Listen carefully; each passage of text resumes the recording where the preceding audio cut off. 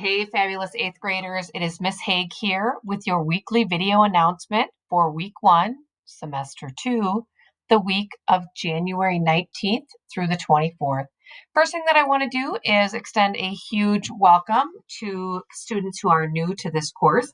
I recognize that this course is not what you were studying when you were in the universal program. This course is actually a study of civics, and civics is how you are involved in what happens in your community, locally, at the state level, at the national level, and even sometimes internationally. I know that you're popping in partway through the course, halfway to be exact, and so I will try to be really mindful of that as we move our way through.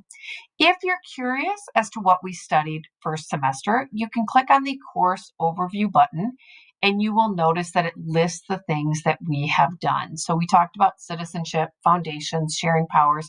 Some of these things are things that you would have conceivably studied in your 7th grade U.S. history class. This semester, we're going to go into being an active citizen, going global, American money, and we will do a service learning project. Please note that Buzz has what they call CAP notes or 411 notes embedded in the course itself. I do not use those, just as an aside. I don't think they're all that well done. I also linked in here our website that we created for our virtual students.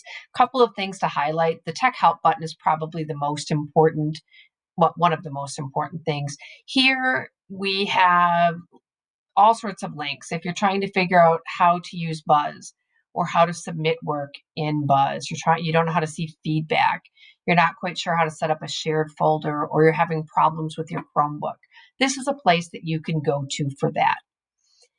Another thing that is important here are the 8th grade learning targets. Some of the schools call this a week at a glance. You'll notice that ours has tabs, and so you can see week 1. This is sort of a one-stop shop that you can see what's going on. And if your folks are all over you about what are you supposed to study, this would be something that you could point them to. Also, there are links to each of your teachers' information here. So if you want to learn a little bit about Miss Faust, you want to see her locker, when she's teaching, and so on, that is also here. Or if you're trying to get in touch with people at your home school, you can find that here as well. In my class, I organize everything by week. So you'll notice that week 1 is the week that we are in. You can't see all of these, but because I haven't opened them all up for you. But if you click on week 1, you will see what is expected of you this week. If you click on the first folder, it is the announcements for the week, and there will be a video that'll show up here, the one that I'm making right now, actually, so you can hear it. Anything that is important for you will be listed here. 8th graders, if you are new, we do expect you at the orientation Tuesday at 10 a.m. Here's the link and the passcode. And I would also like to see you at Friday's class, if at all possible, at 10:45, because I'll go through specifics on this class and the way that I set things up. For returning students, it's great if you want to come, and I actually would appreciate if some of you came on Friday to answer questions for our new students. But as you know, attendance is not required.